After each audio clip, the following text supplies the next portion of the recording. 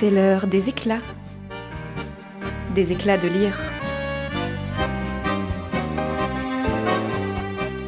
Pour mieux connaître la littérature jeunesse et ses acteurs.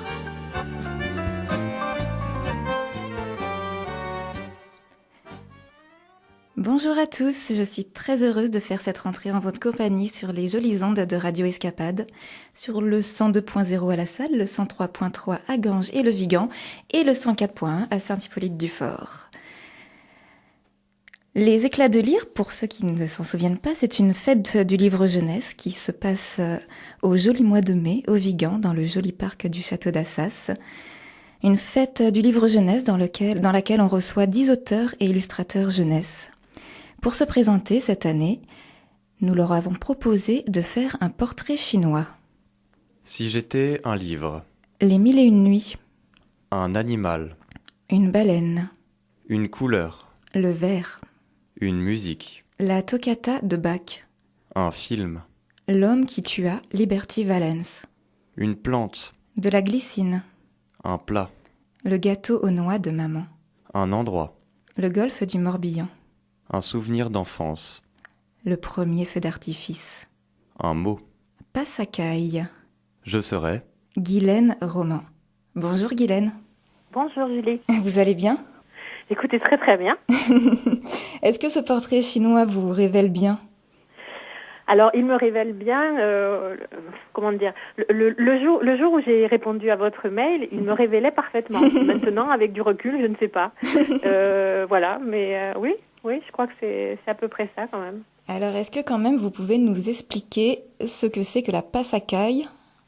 Alors, c'est une passacaille, c'est un morceau de musique de Bach, voilà. Ah, vous avez triché, vous avez mis 2 musiques alors. Comment ? Vous avez mis 2 musiques au final. Oui. En fait, passacaille et toccata, c'est quand même de sacrés mots, non ? Au niveau des sonorités, on sent qu'il y a de la musique ça dessous. Sonne, oui. C'est ça qui me plaît bien. Ouais. C'est vrai.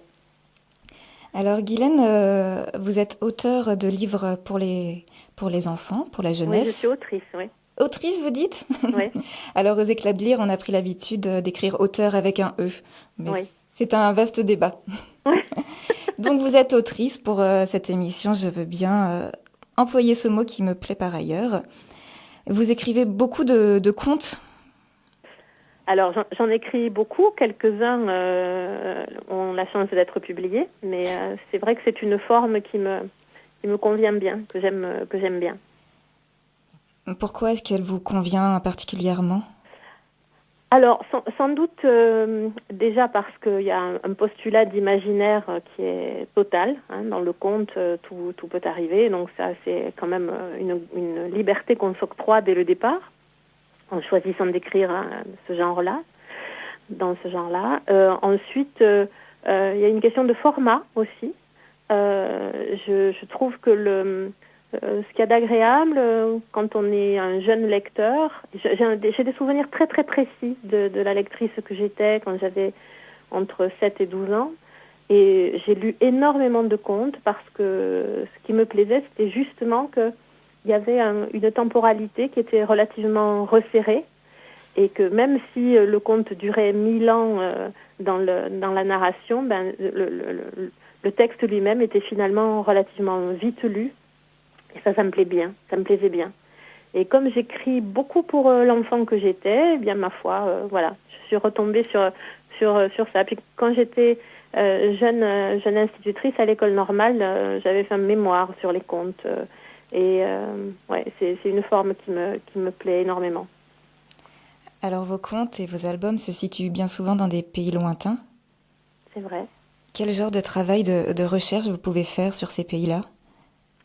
Alors, les pays très très lointains, c'est beaucoup en bibliothèque. On a la chance d'avoir un réseau de bibliothèques publiques magnifique à Toulouse et on a une grande médiathèque très très belle où on peut s'installer et avoir une vue sur Toulouse absolument extraordinaire. Donc j'aime beaucoup aller rechercher des ouvrages là pour découvrir la Mongolie ou d'autres pays. Et puis il y a des moteurs de recherche dont je dirais pas le nom qui sont très très aidants aussi maintenant, voilà.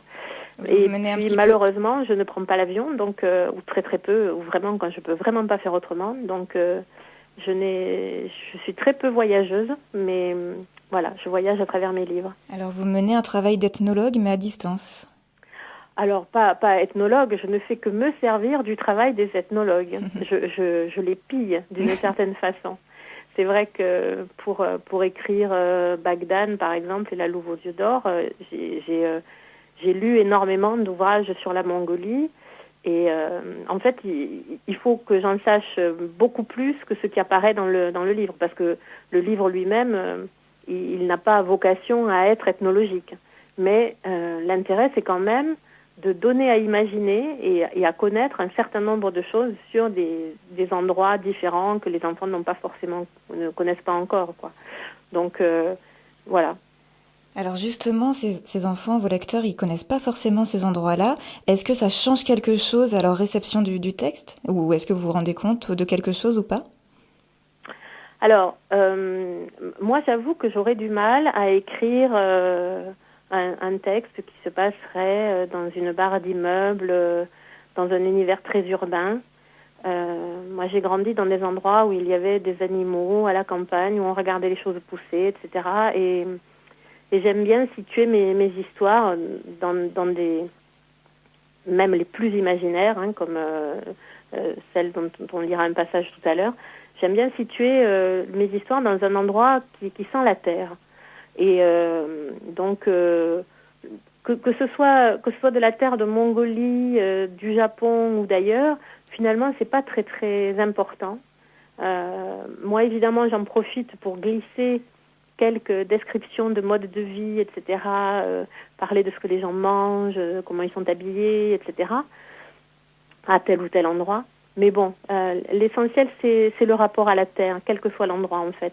Et les enfants le ressentent, parce que très souvent, c'est pas sur le côté ethnologique, justement, qu'ils posent leurs questions. C'est plutôt sur les relations entre les humains à l'intérieur d'une famille, par exemple, les conflits, les deuils, etc., ou le rapport à la nature, aux animaux, aux plantes, etc.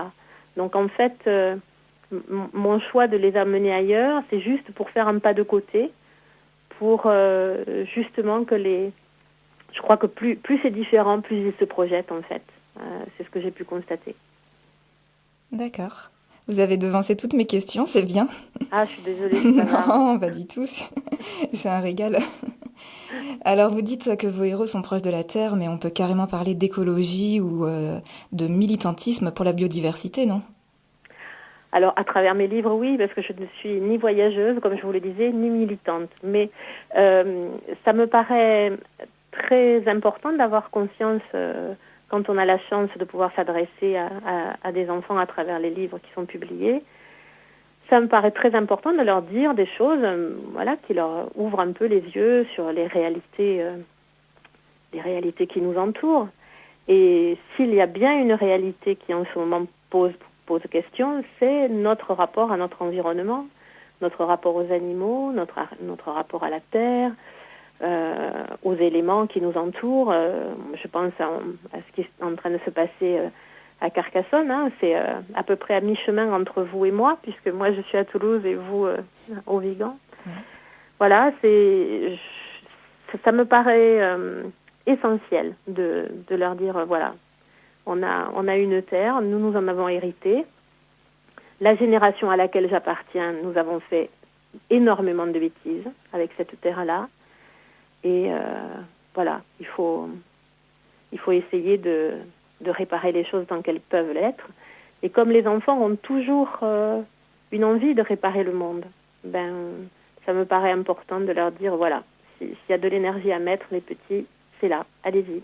Et c'est ce qui se passe dans votre nouvel album, Norig, où c'est vraiment une jeune fille qui va sauver un peu son village et tout son univers. Oui, c'est une sorte de lanceuse d'alerte, on dirait maintenant. Hein. Oui. C'est elle qui a la chance d'avoir eu cette rencontre avec cette espèce de sorcière, on ne sait pas trop, qui lui montre ce qui va se passer, et c'est elle qui va réussir par par son côté intrépide et dégourdi à régler les choses.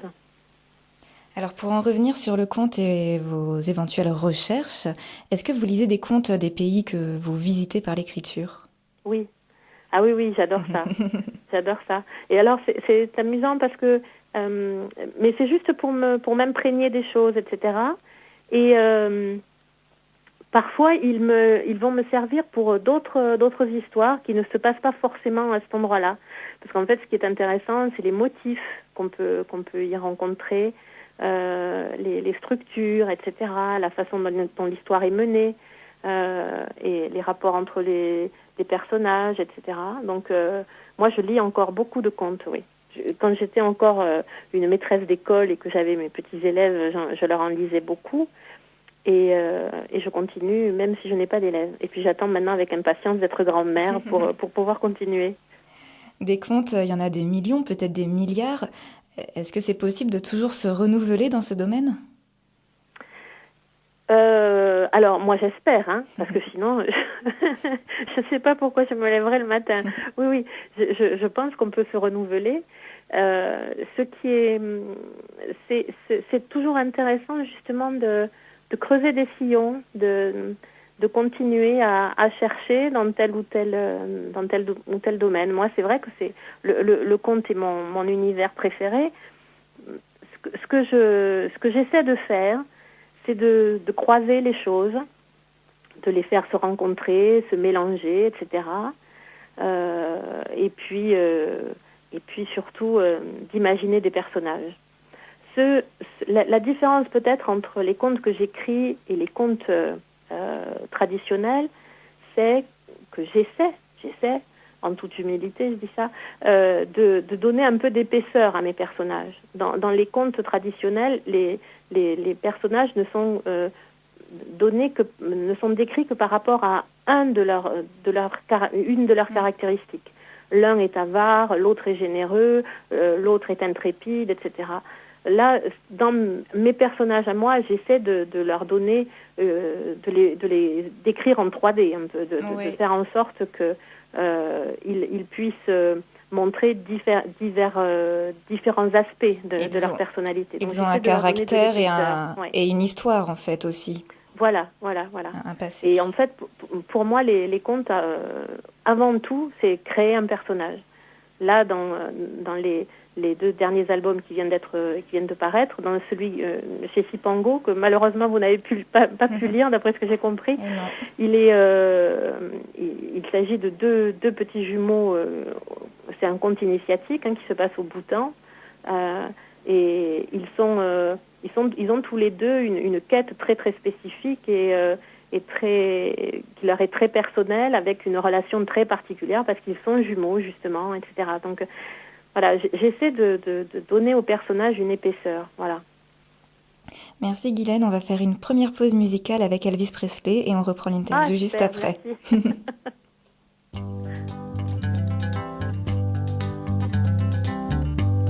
We're caught in a trap. I can't walk out because I love you. Caught in a trap. I can't walk out because I love you too much, baby. Don't you know I'm Suspicious Mind avec deux Elvis Presley sur les ondes de Radio Escapade dans l'émission des Éclats de Lire. C'est un morceau que vous vouliez qu'on écoute ensemble, Guylaine Roman, Suspicious Mind. Eh oui, en fait, Elvis Presley fait partie de ma vie depuis une trentaine d'années, depuis que j'ai épousé mon homme, puisque lui est un fan absolu d'Elvis Presley. Il a d'ailleurs écrit un livre sur lui. Et voilà. Et donc, c'était une façon de lui faire un petit coucou. Merci beaucoup d'avoir partagé ça avec nous. Avant la pause musicale, on parlait un petit peu de vos personnages. Vous disiez que vous les travaillez beaucoup, que vous leur donnez de la profondeur. Et en fait, à force de les travailler comme ça, de travailler avec eux, de les écrire, de les décrire, est-ce que ça vous fait pas un peu de peine de les quitter ensuite et de pas les retrouver dans un prochain livre? Ça, c'est amusant que vous me posiez cette question parce que les élèves que je rencontre dans les classes me posent très souvent cette question-là. Et les enfants sont très friands de séries. Ils aiment beaucoup. Et très très souvent, ils me demandent si je vais écrire une suite à tel ou tel livre. Alors pour le moment, ça s'est pas trouvé. Mais oui, alors c'est étrange la relation avec les personnages. Je me souviens que quand j'étais adolescente et que je regardais les émissions de Bernard Pivot à la télévision, quand j'entendais un auteur, un écrivain dire que c'était des personnages qui décidaient, etc., je me disais, oh là là, c'est des postures. je me disais que vraiment, il se la racontait, quoi, pour le dire vite. Et puis, petit à petit, en écrivant, je me suis rendu compte que oui, c'est vrai, qu'à un moment donné, les personnages prennent la main et qu'il y a des choses qu'on ne peut plus leur faire faire après. Quand on les a bien campés, quand ils existent réellement, voilà. C'est eux qui tracent leur route, quoi. La petite Norique, particulièrement, elle est, voilà. Surtout que Oui, donc, bien souvent... on les quitte, mais bon, on en trouve d'autres après, donc c'est bien. Bien souvent, ce sont des contes initiatiques que vous proposez, donc l'initiation se clôt en quelque sorte. J'ai mal entendu la fin de votre phrase. Donc, en fait, vous proposez des contes initiatiques, donc il y a tout un parcours et ça n'aurait pas forcément de sens d'amener les personnages à une autre quête. Oui, alors oui, voilà. Il y a un début, un milieu, une fin, voilà. C'est aussi la caractéristique du conte, ça. Donc voilà, quand c'est fini, c'est fini. Après, on peut toujours imaginer la suite. Il m'arrive de rencontrer des classes qui ont imaginé des suites à mes histoires. Et c'est souvent très drôle d'ailleurs. Mais oui, mais moi, ça m'intéresse moins après. Vous avez l'air à vous entendre et puis à lire votre blog, de faire beaucoup de rencontres scolaires. Alors, je n'en fais pas tant que ça, j'en fais, oui, beaucoup moins que certains de mes amis auteurs et autrices, mais j'y attache énormément d'importance parce que comme j'ai été maîtresse d'école, puis formatrice, etc., je suis très attachée à ce que les enfants font dans leur classe. Et c'est des rencontres que je prépare beaucoup, pour lesquelles je conçois du matériel, etc., pour que ça soit une belle rencontre, que personne ne soit déçu surtout. Et donc oui, c'est vrai que sur mon blog, il y a un onglet qui s'appelle Guigui à l'école, et oui, j'aime beaucoup communiquer autour de ça pour donner aussi des idées aux enseignants autour de mes albums. Ouais. Alors comment peut se passer une rencontre scolaire? Alors d'abord, par les traditionnelles questions inévitables. Alors voilà, donc parfois quand on en parle entre nous, on se dit c'est un peu agaçant, mais en même temps, nous c'est la 100e fois qu'on nous pose la question, mais l'enfant qui nous la pose, lui, c'est la première fois qu'il la pose. Donc il faut l'accueillir, voilà, avec toute la bienveillance possible. Donc ça va être les questions du genre est-ce que tu connais ton illustrateur, est-ce que c'est toi qui le choisis, comment tu choisis les maisons d'édition, pourquoi tu as écrit quelque chose qui se passe en Mongolie, est-ce que tu y es allé, etc. Toutes ces questions-là sont inévitables et on est obligé d'en passer par là. Et puis ensuite, j'essaie de montrer aux enfants qu'un album, c'est le résultat du travail de différents corps de métier et que tout le monde a une part et une responsabilité essentielle là-dedans et que voilà, moi j'ai écrit le texte, mais qu'après il y a énormément de gens qui vont se mettre au travail pour que le livre existe. Et ça me paraît important de leur montrer ça parce que, mais de même qu'il est important de leur montrer que les pompiers, c'est pas juste la voiture rouge qui fait pimpon, mais qu'il y a tout un travail, une formation, etc., etc. Je crois que c'est important de les aider à se projeter dans une société. Et un livre, voilà, c'est le résultat de tout un travail et il faut qu'ils en aient conscience. Je crois que c'est important. Donc je parle de ça, de la chaîne du livre. Et puis je leur montre les différentes étapes d'un texte, les différentes étapes par exemple de la couverture, puisque les couvertures en général ont des histoires très très compliquées. Donc voilà, et de cette façon-là, j'essaie de leur montrer que ça se fait pas de façon magique, même s'il y a de la magie à l'intérieur. Qu'est-ce que vous attendez des enseignants avant une rencontre scolaire ou pendant une rencontre? Alors, pendant une rencontre, c'est une présence, un soutien à la classe pour les maintenir motivés, intéressés, etc. Parce que parfois c'est un peu long et certains élèves dont l'attention commence à chanceler peuvent être un petit peu perturbants. Donc c'est important que les enseignants ne laissent pas l'auteur ou l'autrice seul face à ça. Alors bon, moi je suis pas inquiète de ça puisque une classe c'est mon écosystème. J'y ai passé énormément de temps de ma vie, donc je peux le gérer. Mais certains de mes jeunes collègues sont un peu parfois inquiets face à une classe qui bouge un peu, etc. Donc les enseignants ont un rôle à jouer au moment précis. Mais c'est surtout avant que le travail se fait, quoi. C'est vraiment il faut une préparation, il faut que les textes aient été lus, compris, voilà, qu'il y ait une curiosité éveillée. Normalement, c'est le travail d'un enseignant, ça d'éveiller à la curiosité. Donc, en général, quand le travail est fait, quand on arrive, les enfants ont des choses à nous montrer, ils ont écrit. Ça, c'est une des choses qui fonctionne le mieux. Quand une classe a elle-même écrit, quand on se parle entre potes d'écriture. Ils ont écrit, moi aussi, donc on a des choses à se dire. Si une classe n'a jamais fait l'expérience de l'écriture, c'est beaucoup plus compliqué. Comment est-ce que vous pouvez vous nourrir des rencontres et des échanges avec vos jeunes lecteurs? Je ne saurais pas trop vous dire. Je ne repars jamais avec une idée d'histoire. Mais je repars avec une motivation décuplée, avec une envie encore plus forte d'écrire et de ne pas les décevoir. Parce que ces visages-là, ils restent dans mon inconscient. Je me souviens des réactions, etc.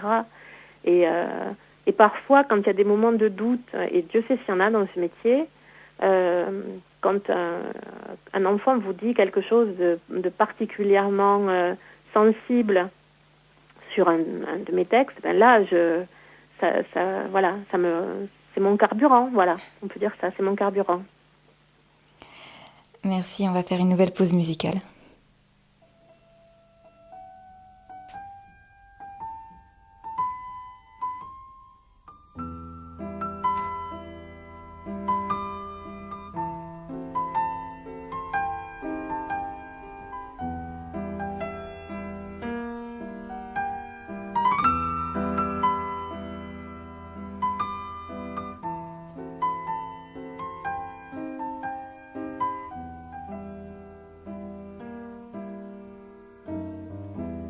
Guigui, ma petite Guigui, je m'embête, c'est à cause que dans ma tête ça cogne.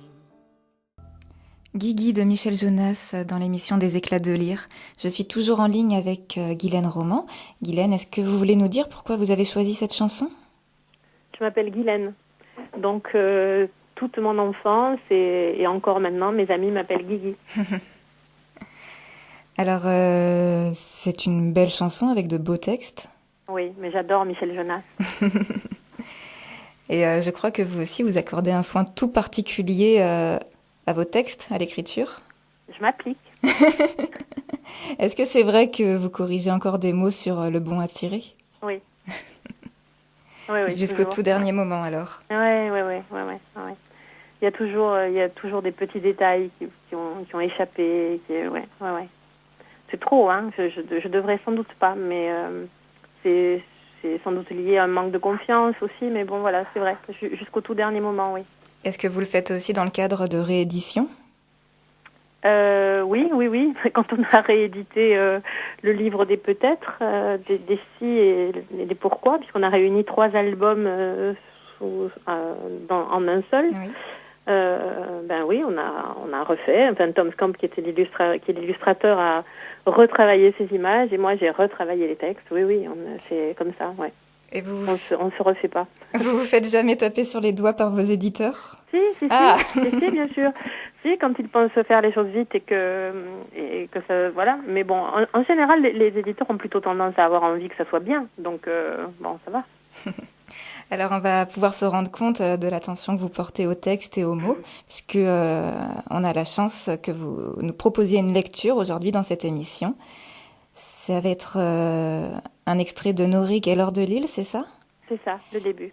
Ce livre, il va sortir ces jours-ci? Oui, voilà, il est sorti la semaine dernière. Voilà.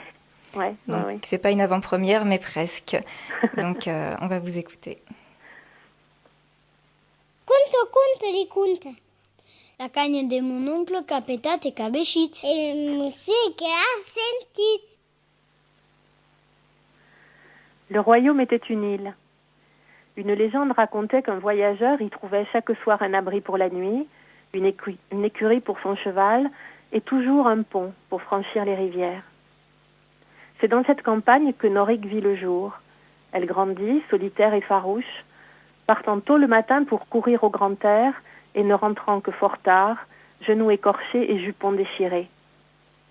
Norig ne ressemblait en rien aux autres filles de son village. Elle préférait toujours ses escapades à la broderie, l'air vif de la lande aux veillées près du feu. Plus que tout, Norig aimait son île. Elle en connaissait chaque vallon, chaque sentier, chaque falaise. Ses joues étaient rosies par les vents, parfumées d'embrun et de varech. Les chardonnerets ne s'envolaient pas à son approche, et les petits animaux des haies et des taillis venaient en confiance manger dans sa main les quignons de pain qu'elle leur apportait. Inquiets de la voir ainsi poussée comme une herbe folle, ses parents, paysans des hautes terres, lui confièrent la garde de leur troupeau d'oies. Voilà qui l'obligerait à tenir en place, pensait son père, mais c'était mal connaître la fillette.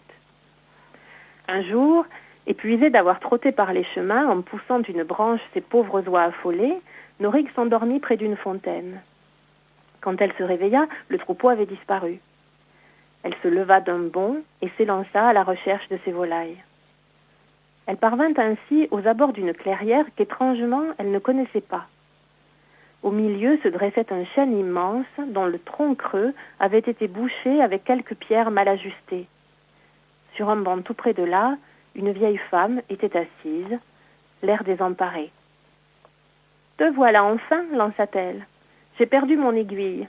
Toi qui as de bons yeux, aide-moi, veux-tu » Norig, bonne fille, s'agenouilla et se mit à fouiller les feuilles mortes. « Vous m'attendiez » s'étonna-t-elle. Mais la vieille sembla ne pas l'entendre. Elle posa doucement ses mains sur les joues de Norig et la regarda au fond des yeux. « Tu mérites une récompense, dit-elle en prenant l'aiguille que la fillette venait de retrouver. « Que dirais-tu de partager avec moi un terrible secret ?» Et aussitôt elle ajouta « Écoute bien ce que je vais te dire. Ce royaume ne sera bientôt que poussière. » Norig écarquilla les yeux et s'exclama dans un éclat de rire. « Que me chantez-vous là, la vieille? Seriez-vous une de ces fées qui prédisent l'avenir en remuant les cendres dans un seau d'eau ?» La femme secoua la tête, se leva et pointa son aiguille vers l'arbre en marmonnant des mots incompréhensibles. Aussitôt, les pierres qui obstruaient le tronc se mirent à trembler et tombèrent une à une. Norig resta un instant bouche bée, à la fois incrédule et méfiante. Mais d'une bourrade agacée, la vieille l'invita à la suivre. Elles s'engagèrent l'une derrière l'autre dans un escalier étroit qui s'enroulait à l'intérieur du chêne. Pendant cette montée qui lui parut interminable, Norig tenta en vain de répondre aux questions qui l'assaillaient. La prédiction, à dire vrai, ne l'inquiétait guère. Cette femme devait avoir perdu la raison, mais comment savait-elle qu'elle passerait par là? Comment connaissait-elle son nom? L'aiguille était-elle magique? Ou la vieille avait-elle des pouvoirs mystérieux? Quand elles débouchèrent enfin au milieu du feuillage, le chant d'un chardonneret les accueillit. La vieille adressa un sourire à l'oiseau, puis d'un geste, lui intima le silence. « Regarde, fillette, dit-elle. » Aussitôt, les bourdonnements d'insectes cessèrent, et un frémissement parcourut la ramure qui s'écarta comme un rideau de théâtre. Ce que Norig découvrit alors la glaça jusqu'au plus profond de son âme. Ce n'était partout que désolation et ruine, forêts dévastées, déserts et éboulie. Elle reconnut son village, toit effondré et clocher abattu. Au loin, le palais du roi ne ressemblait plus qu'à un jouet détruit, abandonné par un gamin capricieux. Partout, de gigantesques trous s'ouvraient au flanc des collines, comme des bouches de géants, prêtes à tout engloutir. « Mais comment est-ce possible ?» souffla Norig en essuyant ses larmes. « Mais où est ma famille? Où sont les gens ?» La vieille femme haussa les épaules, puis, tout en glissant un chardon violet dans la poche de Norig, ajouta d'une voix rauque. « N'oublie pas, jeune fille, ce qui provoquera tout cela n'est pas plus gros qu'une des graines de cette fleur, emportée par le vent de la lande. » Iuk e buiter i mon sac, e men tourner i a començac. Que hiker i lupe de sujet à poire et que men tourner i talabouraire. C'était les premières pages de Norik et l'or de Lille. Donc un album écrit par Guylaine Roman, excusez-moi, illustré par Sophie Lebeau aux éditions Saltimbanque, qui est sorti la semaine dernière. Merci beaucoup Guylaine pour cette lecture qui nous a vraiment fait voyager. Encore avec une héroïne très proche de la Terre, on a pu le voir. Personnellement, j'ai besoin de me remettre de ces émotions. Je pense qu'on va écouter Eurythmics avant de finir cette émission, cette interview. Annie Lennox. À tout de suite.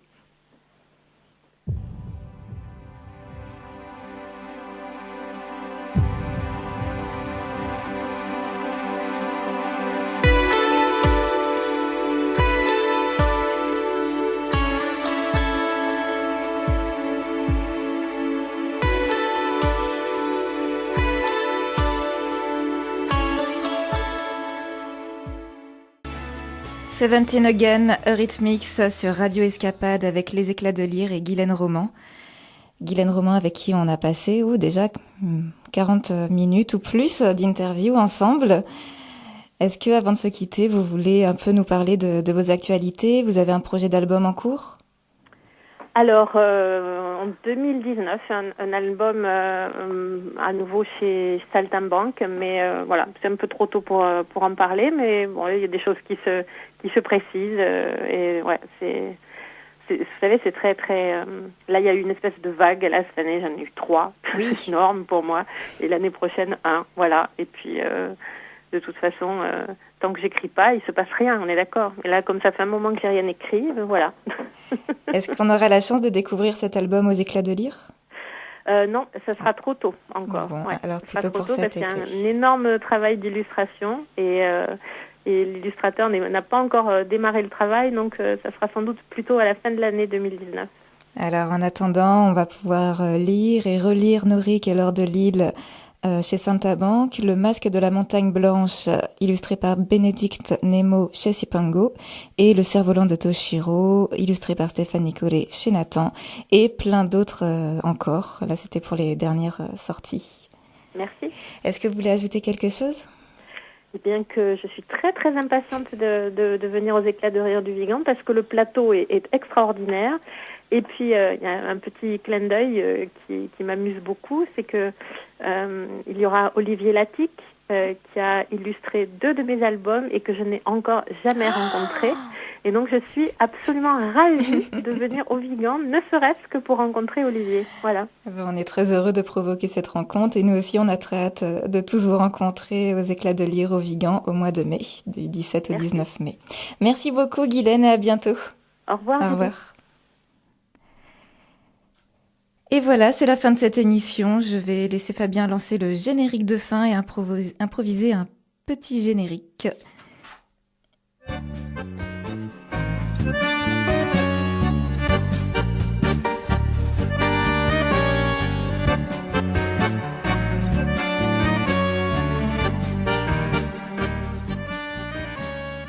Retrouvez Les Éclats de Lire, l'émission ce dimanche à 11h sur le 103.3, 104.1 ou 102.0, sur radioescapade.org ou sur leséclatsdelire.fr. Et retrouvez Les Éclats de Lire à la fête du livre jeunesse du 17 au 19 mai 2019 au Vigan, au château d'Assas.